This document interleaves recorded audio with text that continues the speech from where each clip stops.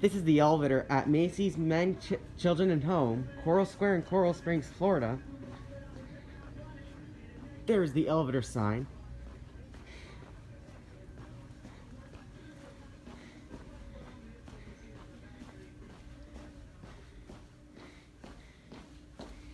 Here's a store directory. And the store's up there. Here's the elevator. And this is still a Westinghouse. So I have to still see it as it's still original. Go up to 2. Lasting 4,000 pounds. There's the indicator. Phone. Let's get a cat view. This is a pretty decent elevator. Looks like the one by the International Mall.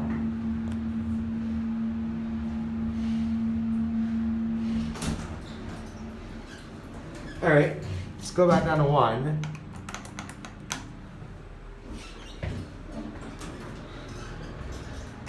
On the second floor, there's a very long hallway to the store.